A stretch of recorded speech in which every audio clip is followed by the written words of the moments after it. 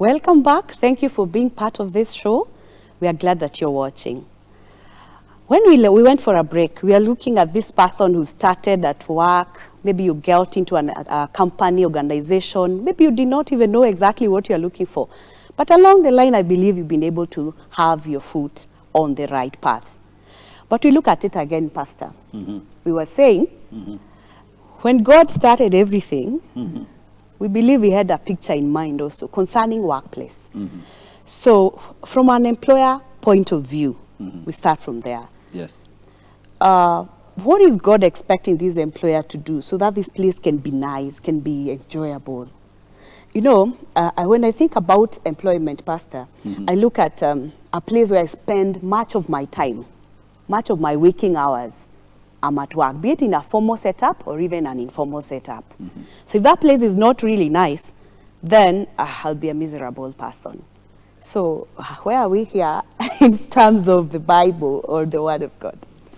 Now, so first of all, I mean, if you're looking at it from an employer point of view, Yes. I think it's important for employers to think like pastors. Tell us more.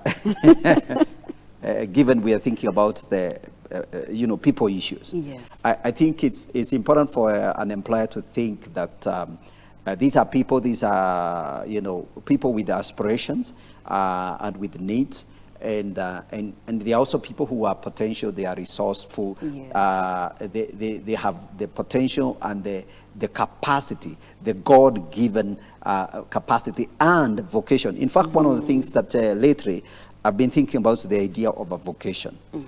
Vocation is much, much broader than a career, in the sense that the vocation more speaks about what exactly is this all about. Yes. So I think I would say employers need to think, pastoral, that you're giving these people an opportunity to pursue a vocation, to serve the Lord through their gifts and talents.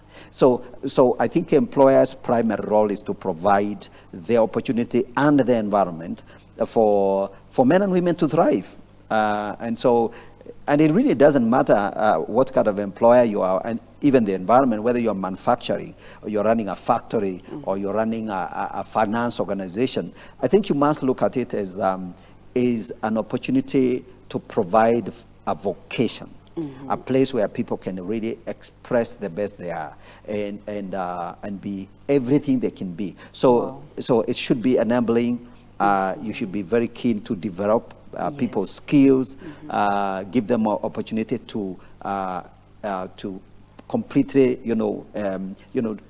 kind of take their contribution. You see, there are employers who really also restrict employees in very straight jackets. So you can only do this and look at people as just numbers. So I think one has to have a very holistic view of human beings, men and women created in the image of God, and give them the space to really be. And when you create the right environment, the right godly environment where people can thrive, you actually find you get rewarded, because people, wherever they are given the right environment, they will thrive.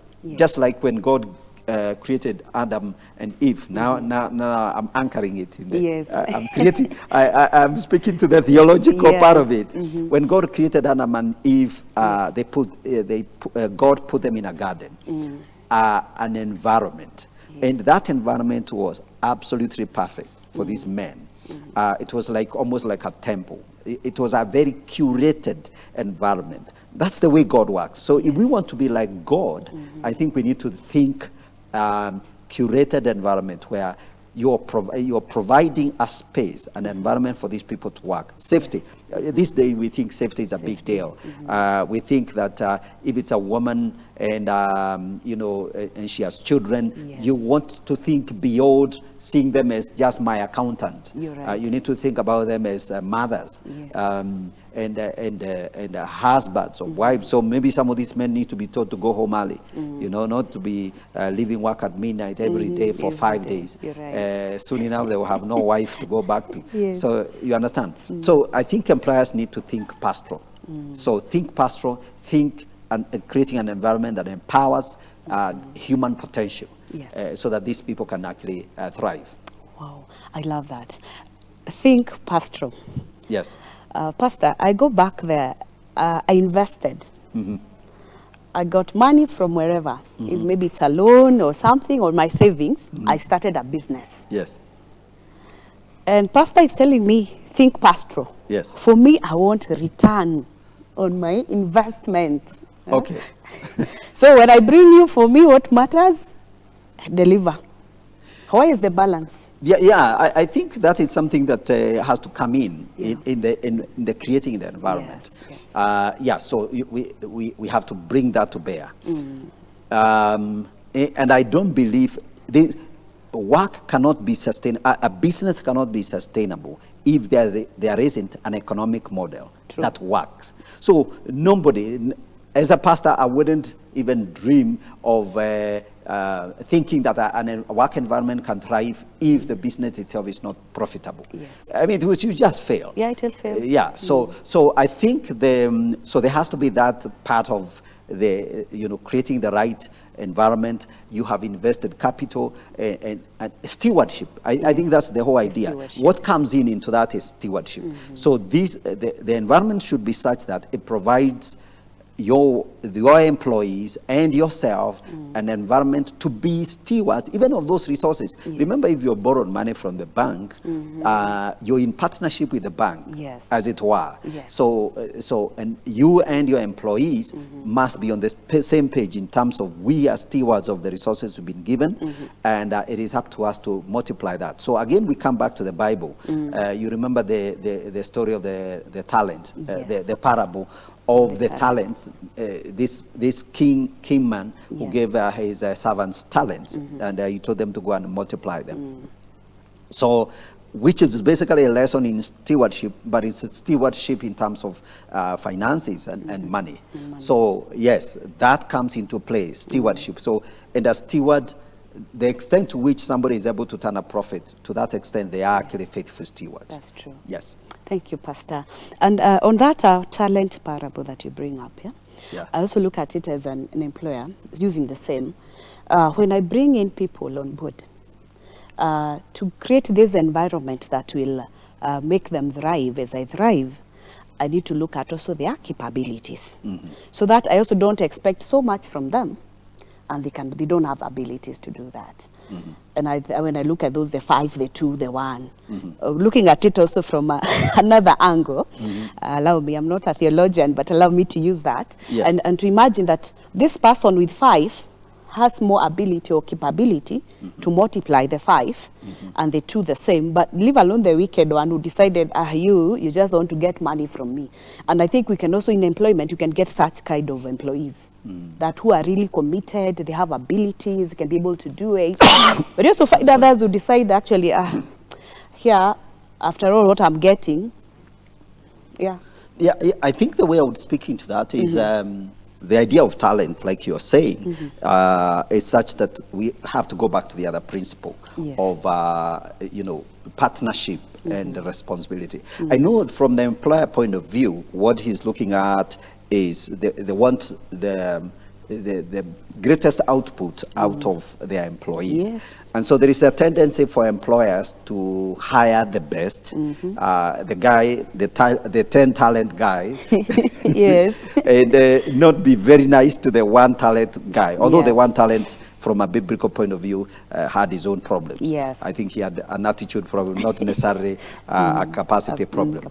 But so there has to be that, from an employer point of view, there has to be some kind of differentiation, but then most people will do very well if they are given the opportunity and if their capacity is built. So I think there is, again, speaking from a pastor's point of view, there is need for employers to look at how can I empower this employee to not just produce 5 more and produce more. And I think until you have fully exploited the capacity of people, people have a lot of capacity and capability. So I think you cannot just discount someone because they are not being very productive. They could do more.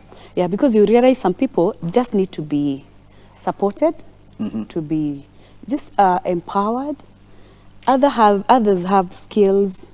They're just lacking some few things or even some support, and they'll be able to deliver. Yes. So you cannot just give away or just say this person is not okay, I don't need them any longer. I think that would be the wrong thing to do as an employer.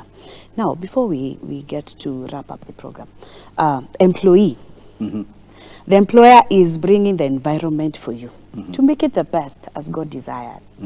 But what about me as an employee? Because a lot of expectation from the employee is the employer to make the environment the best for me. But I think I have a part to play so Yes. that environment remains as it's supposed to be.